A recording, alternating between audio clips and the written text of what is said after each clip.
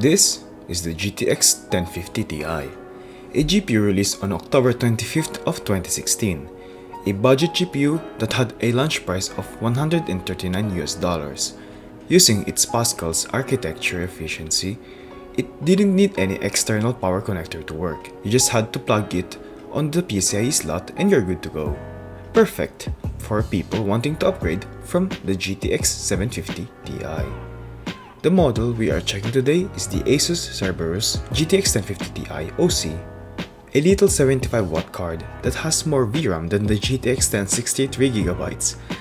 This GTX 1050 Ti has 4GB of GDDR5 memory running at 7GB per second on a 128-bit bus, giving it an effective bandwidth of 112.1GB a second. That's close to the one of the fastest DDR5 memory nowadays. A 6000 MHz DDR5 RAM has a bandwidth of 96GB a second.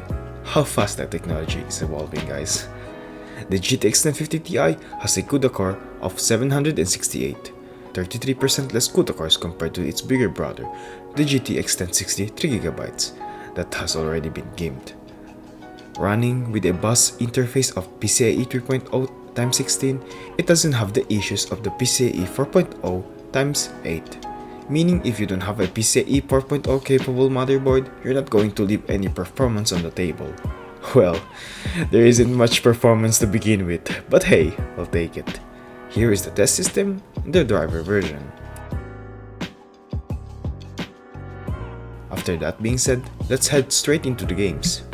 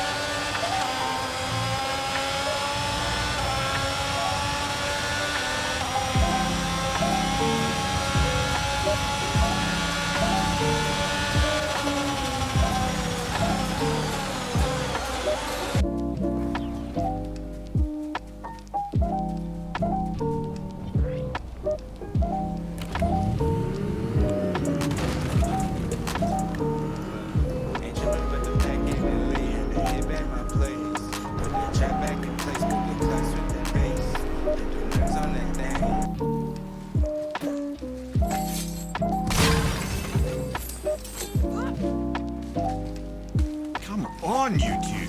The silence is getting unnerving. Don't worry about it. We're focusing.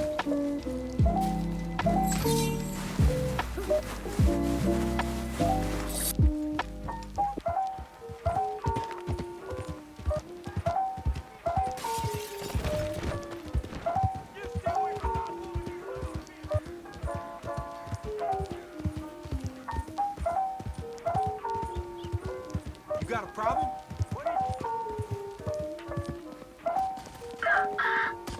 Phoenix here. 10 seconds until stage change. Reload.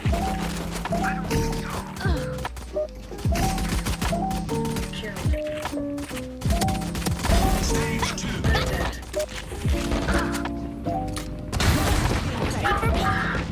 2. This almost 7-year-old budget Pascal GPU is still alive and kicking now in 2023. Although, on its last legs, it's still definitely usable for esports games that are easy to run like Valorant and Apex Legends. Of course, running at lower quality presets at native 1080p. But when it comes to AAA harder to run titles, it starts to struggle a little bit. But thanks to AMD FSR technology, it makes these harder to run games somewhat playable still. For example, Cyberpunk, God of War, and Red Dead Redemption. This upscaling technology is really coming in clutch for prolonging the life of this little GPU. Although you're running at a pretty much the lowest settings, but at least it runs. If you want to play harder to run games at a better quality, you my friend really needs an upgrade. Even with upscaling technology, it can only take you so far. And may I add, using upscaling at this low of a resolution definitely sacrifices a pretty good amount of visual fidelity. If you're looking for an upgrade, I recommend you get an AMD RX 6600. Here in Italy, it's around 220 euros. It still remains the best budget card. This card offers a 2.75 increase in performance compared to the GTX 1050 Ti, according to Tech Power Up's website. That's a pretty substantial upgrade. Unfortunately, cards around $150 doesn't exist anymore, or should I say that are worthwhile.